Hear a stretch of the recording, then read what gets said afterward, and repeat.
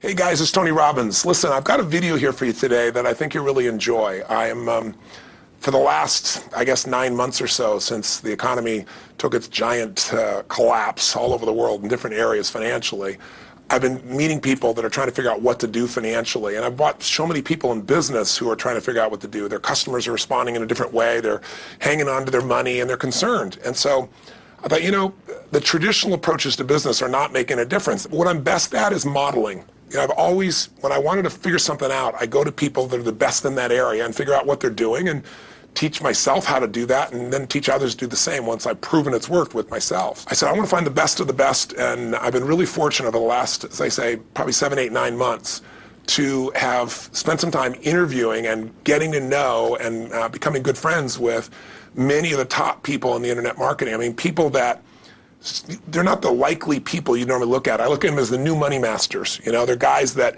you know, they didn't have the traditional education and ladies that didn't, but they found a way to add value. So whether you're looking for, you know, an opportunity to figure out how to have a second income stream, or you have some form of business you're considering being in or you're in and you want to learn some tools, I thought I'm going to create some great products for this, but I thought I'd just send you out first a neat little interview that I did with them. These guys called me up and said, can we come by? I'd love to chat with you. And I said, well, we're going to chat. Let's put it on film. So we just knocked around, and what they wanted to ask me was, look, you know, we've spent enough time with you. We know you know how to get people to take action. I said, well, come on over and let me kind of get inside your heads a little bit. Let me see why you follow through. Why do so many people say they're going to do something and then never follow through? And a few people do something inside their head and heart that gets them to follow through. So I just thought you might enjoy this conversation we've had. It's with Frank Kern and John Reese, two of the best in this industry. And you know, I think you'll find it interesting. Maybe you'll be triggered a little bit to think about what will get you to follow through too. So this is my little gift to you. I hope you enjoy. We got the dialing. Frank. Tony, what's up? Good thing, man. How about you? I'm good. Listen, we've got a serious issue that I think is affecting our market, and we need your help. We actually don't know if we can solve this problem, but we think that you can. So we want to barge in today. We're kind of riding around anyway. I know you're shooting and stuff, but if you got a couple minutes so we can pop by, that sure would be helpful. Okay, well, I'm honored if you'd help me. Come on over. I look forward to seeing you. Okay. See you, man. All right, man. Bye. Look forward to seeing you, John. Bye-bye. Yep, that's it. So why are we in a hotel anyways? They use this place a lot to shoot stuff because it's got a really nice background. Oh, so really nice outdoor filming stuff. Different guests and interviews Yeah. and TV commercials? Hey, man. How's it going? Come on in. All right. Thank you. Hey, Hey, Tony. guy. What's up? How you doing, man? What's all this? Doing a little leadership filming, man. That's awesome. Good to see you. All right. Thanks for having us, man. Yeah, you good. Well, come on in. I'm curious to what this major problem is that you're going to see me right away about. This sounds like a setup to me, It's man. a setup, yeah. I told John it was an intervention about his glue sniffing problem. Well, come over and sit on my lap. Yeah, buddy. exactly. So we were doing some talking, and the big problem in our industry, we think, is a bit of a mystery. No one has the exact answer. We were actually talking about trying to figure it out, that, you know, so many people in our market get these courses that, you know, him and I both, for our own respective businesses, spend hours and hours of time, you know, recording these, you know, building these education products, these training products to show people how to grow a business or build a business.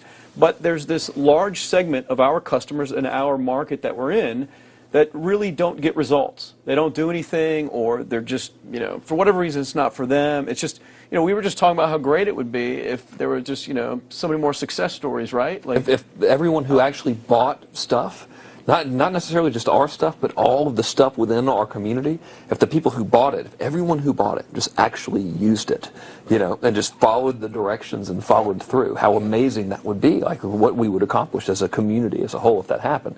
So our challenge is, what needs to happen, what kind of shifts need to happen to get people to follow through, to get people to actually use the products? You're talking about the same mystery that people have of, you know, why does somebody, you know, get that fat, or they're out of control and they hate themselves, but then they go have another piece of chocolate. Or, why does the person who's the doctors just told them they have cancer, lung cancer, and said you've got to stop smoking, and some studies show 70% of people keep on smoking. So you're not talking about a minor issue here, right? It's part of life. But there is an answer, because there are people that do follow through, and there are people that never did before, and then they've never followed through in their life, and now finally they break through. And that's what I try to focus on, is what those people do. In my case, in the business world, I look at people like you, people like Dan Kennedy. What do these guys do? Okay, I'm just going to do that to the best of my ability. And sure, it's like, well, oh no, I can't write copy as well as Dan Kennedy, or I don't have as much energy and drive as Tony Robbins. Well, but you didn't start what? You didn't start out as Frank Kern. You didn't start out who you are. You started out trying to make how much? Come on. $300. Yeah. A week. A week. $300. Right. A week, yeah. And you failed at that in the beginning, didn't you? I failed pretty miserably. Yes. But it was effortless to fail. It's just like natural. Yeah. But truthfully, you went from $300 to, I remember you said your first time you believed, if I remember, was when you made like $2,500 in like 4 or 5 days when I was on vacation. While you're on vacation. That was when the true internet marketing dream was realized, right. Because I sold a downloadable product and I wasn't even there. I didn't have to ship anything. I was like, oh my God, this was so great, $2,500. And to me, that was just a gazillion, because my rent, I think, was like $400 or something. And when you've told me that story before, and you just did it again, and you get you big grin on your face, right. You get more excitement on your face than when you talk about doing 18, than when you talked about doing the 18 million, which I know you're proud as hell of, and you didn't get all the money, but you made 18 million bucks for somebody in 24 hours, right? Yeah. But look at your face. It's like nowhere near as excited as $2,500 in 5 days, baby. Thing, though. The $2,500 is just as, there's no difference. No, there's even more, because there was a moment when you recognized what was possible, but you didn't recognize it until you actually experienced it, but you only experienced it because you had to. Right. You had to keep going until you found it, just like you did. You had to keep going until you found it. And it's like the validation that the fear doesn't have to matter anymore, that you don't, there is no other, that, not having the plan B and knowing that you're going down the one path towards what you want. Yeah. It's the validation in your brain that, hey, this works. It may not work yet on the level I want it to, but it works. I've just proven it to myself. Right. And for that, I win. It's game over. I've already won. Yeah. Because I've proven it to myself. Right. So it validates everything in my mind that I want to do now, just at a higher level, and doing more of it. That's it. Right. You just now leverage it. You now just stack it. So what do these people need to get started? Why aren't they starting? We all know the answer is fear. But the difference with you guys or me or anybody who's followed through is we're more afraid of what life would be like if we don't follow through than the person who's willing to settle for what they got and kind of hope it'll change and maybe purchase something for the moment and then not follow through on it. It's almost like people, overachievers, have a little more fear. They're a little more afraid of missing out. They're afraid of not being there, or they got a strong enough reason to follow through. So I'd say if you're looking at home, you want to give somebody some value, go, where do I start? I'm sick of this. That's a damn good place. That's probably why they bought the product in the first place, but now they're not. Escape from that for just a minute. What's that? They bought the product to escape from that state. Just for a moment. Yeah. So, because guess what? What makes people excited is progress. You don't have to be at the goal yet to feel alive again. You have to make progress. And the first step to progress is making a decision and buying the product. But then they don't do the second step, which is open the damn thing up. I think another powerful distinction that you're hitting on here is the fact that a lot of people that have breakthroughs in their lives, like including Frank and I both in different, success stories, situations, whatever you want to call them, is that, people typically hit rock bottom before that must is a reality. You're right. So in thinking of that, because a lot of things as well, like we hear in marketing, like if you had a gun to your head right now and you had to make money in the next, 48 hours, what would you do? And that really resonates with people. But so I just wanted to bring this into the conversation because I think a big part of the market of all these people aren't people that have their backs completely against the wall yet. That's right. Okay, so they're not in a must situation yet. They're in a desire situation where they're okay in their lives. They do have big dreams and ambitions. They do want greater things, but it's not pushing them yet to the point where they will do what it takes to master something. Must. So what do you think? How do people go from not having their backs against the wall when they have no choice to say, I'm totally sick of this, to conditioning their minds to go from their situation where they are, which may be okay, to getting something greater? Well, think about this. What pisses you off and what excites you is all relative. $300 a week, no, $2,500 excites him more, that memory to this day, than even the $1 million, he did in his first 24-hour version, right? Or you breaking the 4 minute mile, $1 million. That must have been out of your mind. Tell me about that for a second. What did that feel like? You make $1 million in 24 hours. Nobody in history of the internet's done it. Euphoria. Yeah. It's unbelievable. What was your? It wasn't even about the money. That's exactly weird. right. That's exactly It right. wasn't really about the money. No, it wasn't. I wasn't thinking like, oh, that's how many cars I can buy. No. It just wasn't. It was just breaking through like another like barrier of progress. So at that point, it wasn't about your back to your wall. At that point, what it was really It was about... a further point for my fear, is what it really was. Further point for your fear, and for some people, and I think in some cases, it's also a recognition of who I am and what I'm capable of. So for somebody whose life is already great, this is about, what if I could take on another skill that could create more freedom for my life? And just saying, I'm not going to go out and try and do it all perfectly right now. What I'm going to do for the next 8 weeks, I'm going to create a little ritual. I'm going to do one thing a day to condition my mind, right, so that I get strong, so I follow through. I'm going to read something. I'm going to listen to something. I'm going to immerse myself. I'm going to go for an intense jog, or I'm going to go lift weights, but I'm going to do it consciously to get in a state where I'm going to follow through. That's number one, because people follow through when they're in state. Second, I'm going to get clear about why this is a must for me. It's not because my back's against the wall, but because I want to master an area of life that could create some freedom. I'm not going to master it overnight, but I got the system, I got the plan. I'm going to do one thing a day. I'm going to work on one subject a week. This week's going to be about figuring out what the right product or industry is. Next week's going to be basics of building traffic. And each week I'm going to make a little progress, and I'm going to get to a goal, whatever that is. I'm going to make $1,000, my $300 in a week. I'm going to get to my $2,500. That first $2,500 is the most excited. Unbelievable. The first $300. I remember It's the most life-changing, too. It is the most life-changing. I remember I was supposed to be a truck driver, making $24,000 a year because I'd be making the most anybody in my family had ever made. How'd that work out for you? Yeah, real well. Thank God I'm not driving a truck, right? I think you could pull the truck. I figured out I could pull it with my finger, man. I could do it with my teeth. I could pull it with my teeth, right? 36 grand a year was the goal. If I could make 3 grand in a month. When I did that, was out of my mind. And then it was like, could I make 10 grand a month? Then it was 10 grand in a day, then 100 grand a day. Then could I make $1 million in a day? I had a day where I made $400 million in a day. The stock value of the company I took public, my personal stock. But it was probably after I did it, though, so it doesn't really count. I'm just joking. You're right. People don't remember who's first, Tony. 400 million, $1 million, it's all who cares? the same. Who cares? No, I'm not saying that's to brag. amazing, though. I'm not saying to no, brag. of It's course. because they told me when I was on stage, I had this audience of about 15,000 people at the Continental Center. It was during a stretch break. I was doing what I loved, rocking the house. Everybody's going crazy. And they go, the stock's worth $400 million right now. I was like, wow, that's cool. It's like, okay, that's, I don't want to sound stupid. It's like, what's next? And I went right back to what I loved. Once you break through, then it just becomes a game. The people that are getting your products have not yet broken through in most cases. The breakthrough happens by conditioning your mind every day, by feeding it a role model or a story. It's putting yourself in a peak state where you follow through by getting physically strong. It's creating a little ritual of doing a little bit each day, and then you get momentum. But the most important thing of all is what we started out with. Why? Absolutely. Why is it a must for you? It doesn't have to be you're against the wall, but it has to be something you're hungry for, because the only difference in people is hunger. And if you're not hungry, get around people that are hungry and something will hit you. You watch a conversation, you get around people that are doing better, and all of a sudden you start going, my life sucks. I remember I went to a guy in LA. He's one of the most multi-billionaire guy, I'll never forget. And I lived in the Del Mar Castle, and I was really proud. That was like the symbol of me having taken myself from being poor to providing for my family this great place. It's built from castles in Europe overlooking the ocean, not far from you. And I went to this guy's house. He's a billionaire. He took me down to his wine cellar. I don't even drink wine. Went through this whole thing. At the end of the night, I was depressed. I lived in the Del Mar tenement, as far as I was concerned. I really was. I was like, I live in a crappy place, and all my standards changed. All of a sudden, I wasn't willing to settle for living that. All of a sudden, my back was to the wall in a different way, because as a man, I knew I was capable of more. So people can change their standard by getting around where it's better. People can change their standard by getting associated with what's true, like the bills they got to solve, the problems they got to do it. Or they can do it because they're excited, because it's something new they want to take on. Everyone's different, but they got to find the why, and they got to come up with some daily rituals to get them going, and just do a step at a time. That's where you get momentum. Awesome. That is awesome. So, think about what's the holy grail between somebody taking action or not. It's one word: certainty.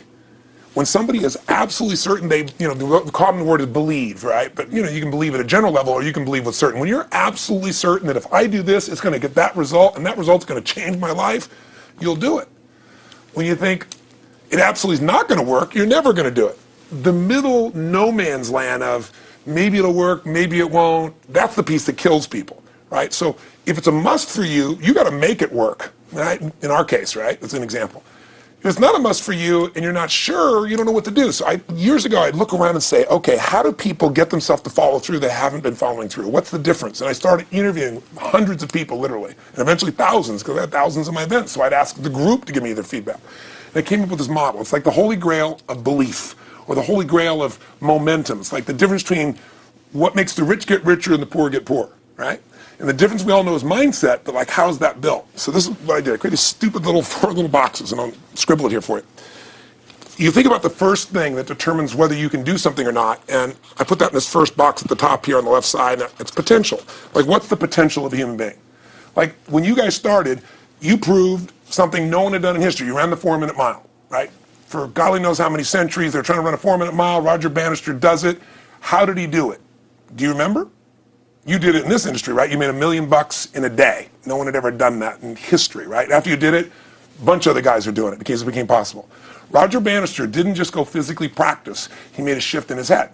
He practiced in his head because he could never achieve it physically, so he had to change in his head first so that the result became certain enough he believed it, and then his body got him through.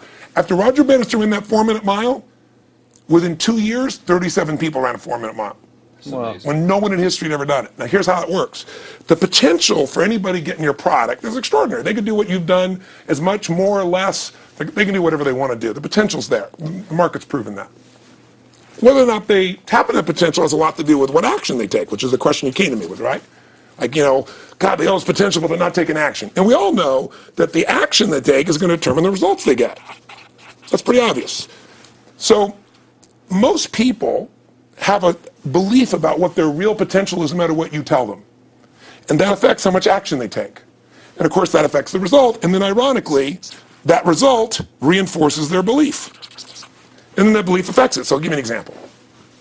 Let's say a person has unlimited potential, we all agree.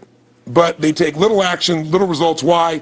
Because they have to start with a problem with their belief. They don't believe it's really going to happen for me. Maybe for Frank Kern because he's got the cool hair and stuff, or maybe it's for you because you're so driven, but it's not me. Maybe Tony Robbins because he's a freak, got these big teeth. Whatever their thought process is, right? They got this thing, right? But what happens is, if you believe that there's very little potential, how much action are you going to take? Nothing, little. And when you take little potential with a little action, what kind of results do you get? Lousy little results. And when you get little results, what does that do to your belief? You go, see, I told you this was a waste of time, told you this wouldn't work. And then what happens? You tap even less potential. You take even less action. You get even worse results, and your belief gets even weaker. And this sucker feeds on itself until you are in a downward spiral. It's poisonous. It's poisonous and it's self-fulfilling. Now, what if something could happen that could come along and fill you with a sense of absolute certainty? Not like I believe, but mean where you know. In you guys' case, mine as well, we knew because we had to. Because we burned the boats. There was no other option. We had to find a way. We weren't going to live that way. We all did it in different ways and for different reasons, but in essence, that was it. If you get yourself in a state of certainty that this is going to work, I'm going to find the way, and if this doesn't work, I will make the way, then you tap a lot more potential. And when you're certain in your potential, you take massive action. And when you take massive action, you really believe in something, you get great results. When you get great results, your brain goes, see, I told you I was a stud. I told you this thing would work out. Now you're even stronger. You tap more potential, take greater action, greater results. That's how you went from $300 in a week to $2,500 in 5 days to $100,000 in a month to $1 million in a day. Same thing with you. And we get momentum. That's why the rich get richer and the poor get poorer. Now some people go out and they go, well, I'm going to take a bunch of action. All right, I'm going to open this product. I'm going to try it. And they'll say to you, I even did it. But it's like a salesman who goes and knocks on the door, and he knocks on 100 doors and says, you don't want one of these, do you? yeah, exactly right. And even if he doesn't say it verbally, his face says it because he doesn't believe it's going to work. So his voice, his body, the execution is so weak. Maybe if he talks to 100 people, somebody's going to buy out of pity. They don't want his kids to starve, right? But he's not going to get the result. So the core difference in people is how do you produce certainty when the world isn't giving it to you? You go out and you try. In your case, you're 100,000 in debt and nothing's working. How do you keep yourself going? The way you did it, the way I did it, the way you're doing it, we may not have done it consciously, is we didn't change our potential. That was there. And it wasn't even taking more action. Taking more action with a belief it's not going to work, it's not going to change anything. We got results in our head that made us feel certain as if it had already happened. True or false for you? True. Right? So give me an example so people know I'm not just making this crap up. Well, I mean, just like when I had nothing, I already knew I was driving like Ferraris and Porsches and stuff because I always wanted those cars. I already knew I was going to have them. It was inevitable. Right. That was just my inevitable outcome. But how did you do that? Did you have a ritual? Did you think about it regularly? Was it one time you thought about it, or was it something you had an obsession towards? I had an obsession towards it. I mean, I used to work at a video store, which is the last job I ever had in my life. Thank God. And I used to go to work almost every day, and I used to bring 2 magazines with me to read on my breaks. Entrepreneur magazine, just to read about business and everything else, to read about what other people are doing, look for role models. And I used to carry an Auto Trader with me. And I used to look at Porsches that were for sale. Yeah. And people always used to ask me, what are you doing with that Auto Trader magazine? I'm like, well, I'm just picking out the Porsche that I'm going to buy. Right. Which probably got you a lot of crap. I did. People made fun of me. Sure. I actually had a boss at that job tell me, you really shouldn't do that to yourself, John, because it's very, very likely that is never going to happen. That it's very likely that you're never going to have that car. Yeah. That's the kind of belief he was trying to put in my head. And I was like, no, you don't realize that it's inevitable that I will drive here sometime in the near future with that car when I'm not working for you and drop movies off for you to put back on the shelf. And that actually happened. And it was one of the most fulfilling days of my entire life. And the great thing was when I pulled up in this car, I was in my mid-20s, a car that most mid-20s... What kind of car was it? It was a Porsche 911 Turbo. It was a convertible and everything. Just a beautiful car. It was one I always dreamed of having. But, for a few years, I always circled the ads of which ones I was going to buy. Well, when I finally got it and I pulled up at the store, I had all these people, some people that were still working at this $7 an hour job were there years after I left. And I'll never forget this, even the boss and stuff, and the reaction of the people was like, wow, that is awesome. Yeah. Is that your dad's car? And all I said to them was, not exactly. Good for you. And I just smiled and just left. But it was, it's the weirdest thing, but I just knew it was going to happen. But you knew it because I conditioned myself to you did it over and over again. Yeah. When I was in high school, I was not a popular kid, but I was passionate and intense, and I'll never forget. Some particular girls gave me some crap, and a guy too.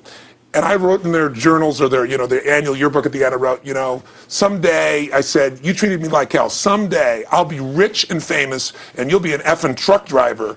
And you'll be sitting there, I'll be with with this beautiful woman of my life, rich, and you'll be watching me on television thinking, you wish you would have treated me better. I actually wrote this shit in people's annuals because I went to a 10-year high school reunion when people showed me this stuff, great. Right? But it's like, I burned the bridges, baby. I was like, this is how it's going to be. So I'll give you a perfect example of this. They did studies, many have been done at this element, where they want to say, how much does the mind affect performance? So take basketball. I've worked with a lot of NBA players and turned them around, and one of the problems many of them have is they'll choke on the free throw line. Well, everybody knows in that case, if you normally shoot really well and now you're not, something's interfering, something's getting in front of your state, some uncertainty, right? Obviously. So they take a group and say, we're going to make them better. How do you make somebody better who's got this mental block? So they take a group of guys and they're going to do free throws, and they do one group where they just practice for 6 weeks. Totally intense practice, and I forget the number of free throws, but they got to do this many free throws every day. Take a second group, and they have them not practice at all. Obvious. And they take a third group and they don't let them touch a basketball. All they do is have them practice in their mind, but the key is it's not practice makes perfect, it's perfect practice makes perfect, as corny as that sounds. So these guys see themselves making the shot every single time, conditioning their mind and body that it's perfect every time. They're not interrupted by a reality that would screw with them. So at the end of 6 weeks, they tally it up, and now they give them a test to see who has the highest free throw percentage, success. What do you guess it's going to be? Well, the obvious person says, obviously, it's not the guys that didn't practice, but which one is it? The mind, or is it the ones that actually practice? I'm assuming the mind. Yeah, you would assume it because it's true. Right. You intuitively know the truth. That practicing's not enough. It's getting yourself so certain so many times that now when you go to do it, there's no hesitancy and you execute.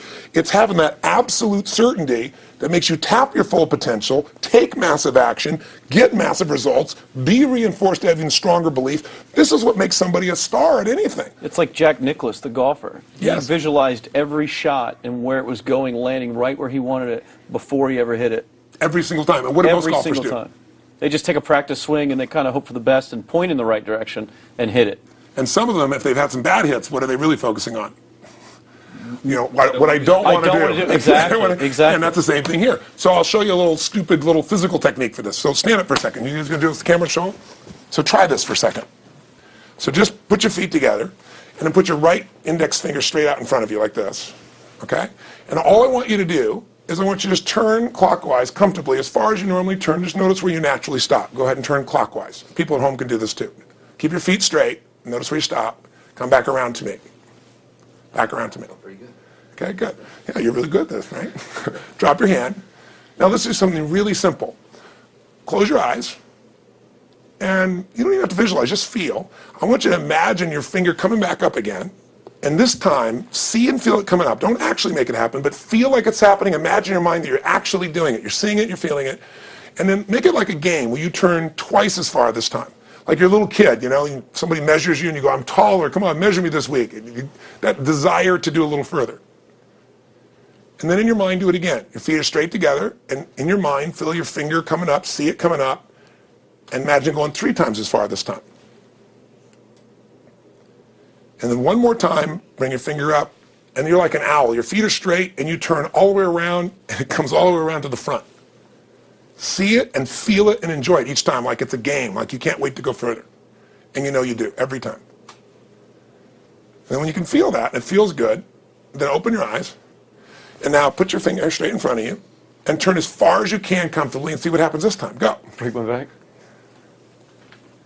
Now notice, I don't know if the camera's got it, but you don't even have to ask the camera. You can ask yourselves. Come back around. Did you go further this time, yes or no? A lot further. A lot further. 50% further. 50% Yeah, further. How much further for you? About the same. Yeah. The average person will go 25% further. Now here's the question. Or superior. Or superior pointer. There you go. So You know, your right finger pointer. Thank God. So, did you have the potential to turn as far as you did the second time, the first time? Yes. Why didn't you? I didn't believe it, I guess. We have beliefs about stuff we don't even know we have beliefs. You have an unconscious belief about how far you can turn comfortably. The first time I did it, when I pointed straight back, Yeah. I thought that probably shouldn't even go that far, like it was going to hurt me, or that I wasn't capable of going any farther. It's like, And how much further did you go this time? And the camera knows pointed over there, That's about over exactly there. right. Now here's the difference. The potential was there the first time, and you took action, and you got a result. But it was 50% less than what you did later on, and the only difference is they changed your belief. How did I change your belief? We didn't work harder on your potential. We didn't take more action. I got you to see the result in advance. I got you to see it vividly 2 or 3 times. That's all. Of going further, and then your brain went, oh, I know what to do. Boom, it went there. Isn't that what you did by looking at your cars every single day and envisioning it?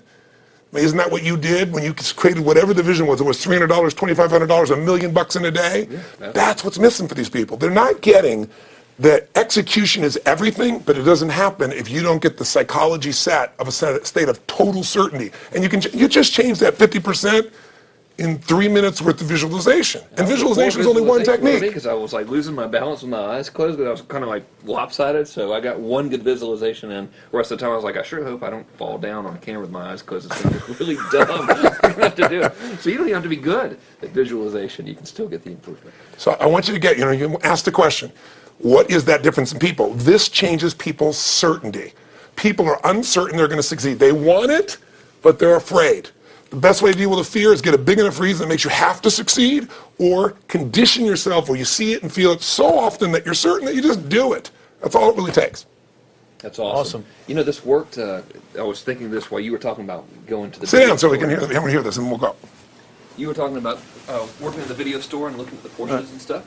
I used to drive around in my car, doing the cold calling with the credit card machines. And one way that I would avoid cold calling, the pain of like cold calling and knocking on doors and everything, would be to listen to your stuff and listen to Jim Rohn's stuff. And Wow. just drive around, no particular destination, just to listen to it. Yeah. And strangely, I still like to drive around. I prefer to listen to that stuff in the car for some Right. reason. It's because it's where you got imprinted. I guess. I mean, it's like, well, just drive up and down the coast and check out the ocean. Yeah.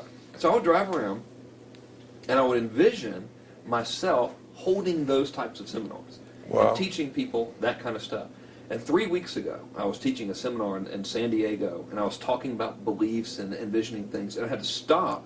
And I shared with the audience, I was like, you're not going to believe this, but I actually used to envision this very moment of Wow. me talking to you right now. So Wow. it really, really works. Wow. Definitely works. Makes a difference, I'd say.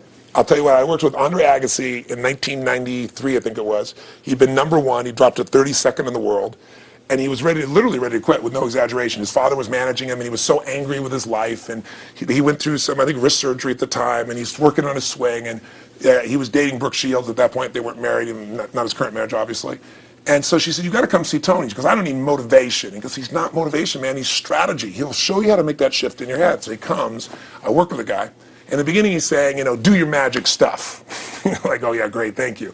And I said, tell me. If you hit a tennis ball perfectly. And I'm trying to get him in the zone to remember that time, like you visioned, where he was perfect at it. He goes, of course I have. And I get him vision over and over again. And finally, he's in the zone. He's feeling that again, right? He's seeing it, and he's feeling certain, and the swing is going perfect. And I said, how's that feel? He goes, it feels perfect. I said, but are you thinking about the swing? You're not thinking about the swing. You're not thinking about how to do it. You're just seeing the result you want so vividly that it's there. So all I did was train him how to go in that state over and over again. He won the next weekend. The second weekend he came in second. Within 6 months, he was #1 in the world again. And he gave me unbelievable credit. But all it was conditioning the mind. You did it with tape, so did I. We were just talking about this earlier, Pam and I used to go when I was 17 years old down to downtown Los Angeles, this place called Night Education, K-N-I-G-H-T, like in the night. And I'd save up all my money, work as a janitor, and I would get these tapes and listen to these things over and over and over again. I went there for years, and I didn't have enough money, and I leveraged everything I had, but I knew how to train my mind. It's the one thing I knew how to do. This man's name was Mario. I saw him in his 80s. He obviously knows how my life turned out and was very proud of the role he played in that process. He used to tell people the story. This guy's the real thing. He didn't just start out this way. This is how Tony did it. He listened to these tapes. He conditioned himself, right? This is the real stuff. He passed away a few years ago. I'm calling his house, and he passed away, and his daughter was there, and she wanted to share with me that how I touched his life and so forth. But the best thing was, I thought, you know what? I want to get those tapes. I want to get that stuff that conditioned. I want to go back to that moment like you did of, that moment was visualizing, now I'm living it. And she said, he left all this in his will to you. So I have all these tapes now that are from the time when I originally went through, and I'd go to sleep and I had these sleep tapes that conditioned my mind to believe that I could succeed even when I was sleeping, or to build energy in my body. And anybody who wants to succeed has got to know it doesn't just happen. You can buy a product, but you also, with that product, have got to condition yourself. You got to make it a must, and you got to get a ritual. And if you do it, whatever you used to dream about you thought was so huge, you'll just live it. You'll live it like you lived this yesterday, like we're all living the life that we envision. Because we had to, and because we played this game with our head. We got the belief to be real by seeing it enough times and feel it enough times till our brain believed it, and then it made it happen. Which raised the potential, which made us take more action, which got us better results, which raised our beliefs again. That's right. And then that's why the rich get richer and the poor get poorer. So instead of bitching about it, change it. And this is how you change it. It's like a self-fulfilling prophecy. Completely. It's pretty easy to change. Just that one simple exercise was amazing. I'm still like, holy crap, I wonder what else I can do now. But look what most people do. Most people do the opposite of that, right? They get the product, or they think about doing it, and what do they envision? It not working. That's right. The excuses. So they vision it not working. As soon as they envision it not working, they feel uncertain. As soon as they feel uncertain, how much potential they tap? Little, if anything. And so they send back your product, and they listen to the damn thing. And guess what? What does that do, by the way? They make that as another lousy result in their life. I didn't even follow through on that, and they believe even less. This process is the Holy Grail. It's where the whole game changes, and anybody can do it, and they can do it in a few minutes. And if they do it a few minutes each day, then they get a different life. They do it a few minutes one time, their life changes for the day. We're defined by our rituals. Everybody's got rituals, certain things they do every day. And what we three have in common, and anybody that I know of who has a life that they're living that was once a vision, is we saw it again and again and again, even when it didn't work, even when you lost 100 grand, even when I'm working as a janitor. There's something we would not give up on. And if somebody watching wants to change their life, they got to decide what they won't give up on, and then put themselves in the state of momentum by a couple little rituals. That's all it takes. And I think especially when it comes to anything related to making money, like making money products or promises or courses, people are so inundated with scams and all this garbage, true garbage, that their natural thinking is that they're so skeptical. It's like they fall into the conditioning of, well, if anything's ever going to work, that thing has to prove it to me before I believe anything.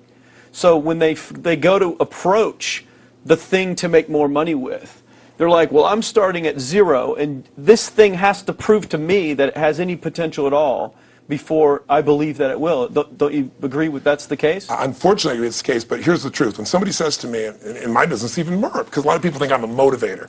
I hate that term. That's never been what I've done. I do believe in energy, and I'm passionate. They see 10,000 people in a room rocking, they go, oh, he's motivating them. I believe in peak state. You get a top athlete, you get in a concert, and you get in state, right? The problem is, to defend themselves so they won't be disappointed again, they lower their expectations. So someone will say to me, well, I'm skeptical or I'm pessimistic. And my response to them is, no, man, you're gutless. It takes no guts to be skeptical. You don't have to have any capacity to be a critic. And now with the web, you don't even have to own that you're the one being the critic. You can burn somebody and, anonymously, right? I said, you know what? It takes guts to believe. And if you think something's going to do it for you without you putting your guts on the line, you might as well forget it right now. So this idea that I'm skeptical or they got to prove it to me, it's the biggest lie. What that really is your fear talking. You're so scared of failing, you don't even want to get your hopes up. And if you don't get your hopes up, you might say, well, what if they get their hopes up and somebody gets disappointed? How many disappointments have we experienced in our business careers and in our lives? The difference is some people take disappointment and let it destroy them. Other people take disappointment and let it drive them. And you get to choose. Are you going to turn this thing into why it didn't work and a bunch of stories and excuses? Or are you going to take this thing that didn't work and figure out what are you going to do to make it work? And it may not happen the first time, the second time, the third time, but the people that are relentless find the way. And it's the common denominator in all these guys that are kind of our friends or family, money masters, the new money masters is they all did it with will. Nobody here inherited this stuff. Everybody figured it out. And keep figuring it out. And it's going to keep changing. And you say, you know what, 1% of 99% of the money being made is being made by 1% of the people because only 1% of the people will condition their mind and condition their body and follow through some daily rituals. The rest will tell a story about why it didn't work, how it wasn't their fault. And you got two things in life. You got results or you got a story, And too many people think that 1% is somehow entitled to it and they're not, which is, it's just all in the head. It's all in their belief. It's all in the head, which can be changed with some conditioning. Basic conditioning. You just proved it to us. That's fun. That's why I made Get the Edge and Personal Powers, because I understood that from the very beginning. Originally it was 30 days, and years later people would say, I've heard all the great results and everything else, man, but I don't have 30 days, and I'd be behind the glass, focus group, watching these people want to shake them, like, you don't have 30 days to change your life, I thought, okay, I'll make it 7 days. Just one, because after 7 days, you get momentum. I mean, think about it. When do people's lives change? In a moment. It doesn't change in 10 years. Your life may have sucked for 10 years, but there's one moment when your whole life changed, the moment you decided. When you said, no more, and I'm doing it, and you kicked yourself in the ass, and you made yourself go do something, right? When you finally said, enough, no more, I quit, or let's begin, or I love you, there's a moment when somebody's life changes. And that can be gotten in a couple of days. So people watching don't have to wait until they've mastered everything. They got to get started and do what's next, and just put themselves in a state where they start making some progress. Well, there it is. I think that's the answer that can help solve that problem with a lot of people. They'll just pay attention to it. And do it. The bottom line is, all three of us and some of the people that we consider as family that are part of this process, we've all done well, and we don't need to do this stuff. We're able to do this stuff because underneath it all, people can see in your eyes, Frank, when you talk about $2,500 you made that day, and the joy, right? Or you talking about not willing to settle, and just, I don't care what they say, tell me I'm going to sit here and I should lower my expectations. I'm going to be driving my car in here and they're going to be delivering a video to me. There's something inside of every human being that will make it click, that'll make it so that today is not like yesterday and tomorrow will be different forever. And that process is an emotional hook. And what I hope is people watching this stuff, maybe something in here will piss them off enough or remind them of something or say there is a plan and it isn't just luck. And if I just get my big enough why and I get a little system for conditioning myself, and if I start to feel overwhelmed, I just do one next step. And I keep learning and keep moving forward, I will get there. If we accomplish that out of this conversation, then this conversation was kick-ass and fun, not just for us, but it'll be something that we'll be really proud of a long time. Whether that happens or not really has nothing to do with us, but whether or not people take it in as real and do something with it. I hope they will. I think a lot of people will. I think they will. Thanks a lot. I think it was awesome. Thank you. That's been a I blast. appreciate your shoot here. Yeah, going back to the next one. Yeah. Thanks, guys. Thanks. Yeah. Thank you. Appreciate it. Really appreciate it.